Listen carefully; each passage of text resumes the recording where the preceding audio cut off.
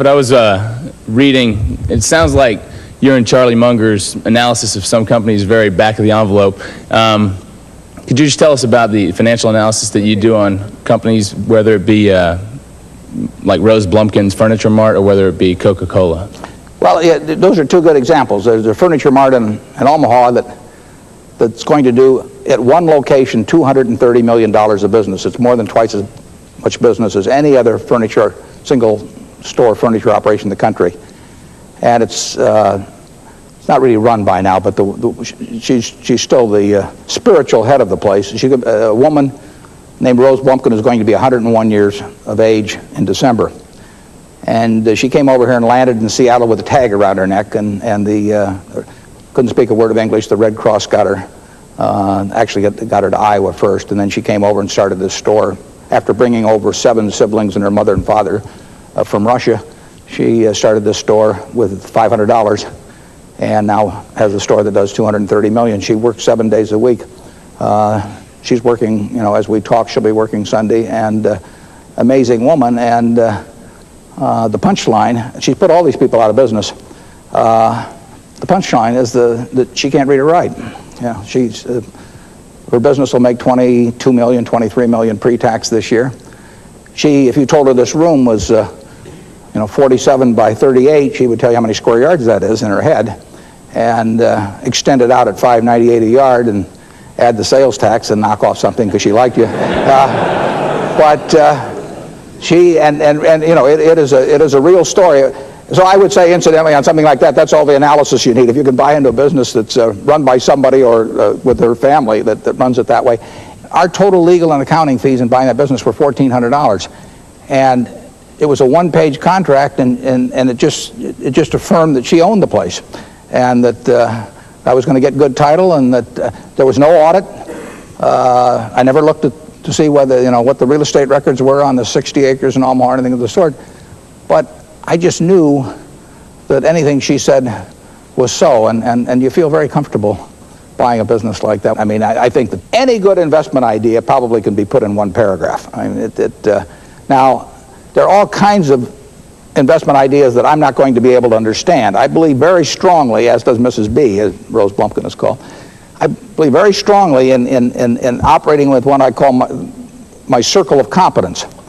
And the most important thing in terms of your circle of competence is not how large the area of it is, it's how well you've defined the perimeter.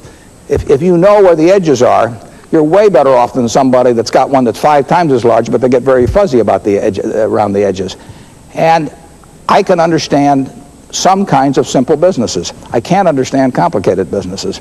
Coca-Cola, what is it, about 110 years old now, and selling 750 million 8-ounce servings of their products a day around the world. Per capita consumption going up in virtually every country in the world after that 110 years or so, and it has 47% of the soft drink consumption throughout the world outside the United States, 41% in the United States, and gaining share every year. It isn't very complicated. I mean, you have to decide, A, whether it's a product that is somewhat durable, which I think has been illustrated, and whether the appeal is universal, which it certainly is, and then whether you have honest and competent management running it, which you most certainly do. Peter Lynch has always said, buy a business that's so good that any idiot can run it, because sooner or later one will. We would like to buy a business like that, and then we'd like a terrific guy running it. And we had 2 terrific people at Coke running it. All we're trying to do is try and find businesses we think we can understand, where we like the people running them, and where the price makes sense in relation to the future economics. And when I find that, I like to buy a lot of it and keep it. And they're hard enough to find that I don't believe in selling them very often, because it's hard to find replacements. Are we over here now? Yeah. Mr. Buffett, how do you know when to sell a business? When is it time to do that? Well, the question about selling a really great business is never, because to sell off something that is a really wonderful business because the price looks a little high or something like that. It's almost always a mistake. And it took me a long time to learn that, and I haven't fully learned it yet. But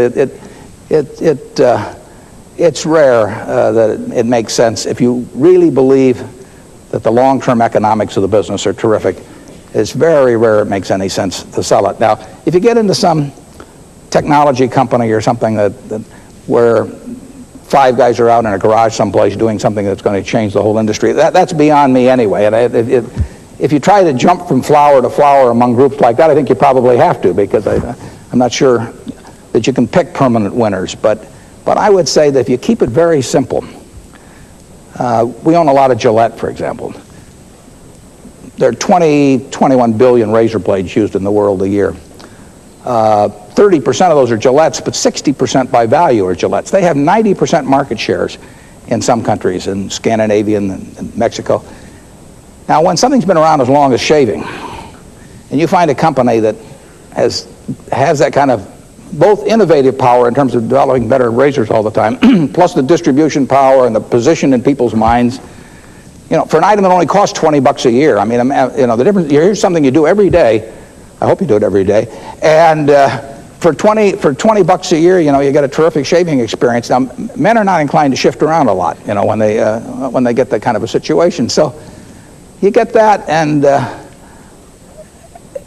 who knew was come into the blade market? Wilkinson 30 years ago had a shot for a period like that, and they didn't take advantage of it with a stainless steel blade. But it's not going to change a lot. And I like businesses where I think I know what it's going to look like in 5 or 10 or 15 or 20 years. And I think I know what Gillette will look like, and I think I know what Coke will look like. And it opens up around the whole. I mean, for one thing, you go to bed feeling very comfortable. Just thinking of 2.5 billion males with hair growing while you sleep. I mean, no one at Gillette has trouble sleeping. I mean, it's like investments. That's the beauty of the investment business. I don't have to be right on all of these companies I don't understand. I don't have to be right on Oracle Systems or Microsoft or DuPont. I just have to be right on one decision a year. It's a beautiful business that way. I was in the department store business for a while. Don't ask me why. But I was in it, and if my competitor air conditioned, I had to air condition. If my competitor offered 18-month terms instead of 12-month terms, I had to offer it. If he put in an escalator, I had to put it in. All of those were defensive decisions. I had to make those like that. I mean, he was throwing pitches at me, and I had to swing, no matter whether the ball was good or not. But in investments, there's no such thing as a called strike.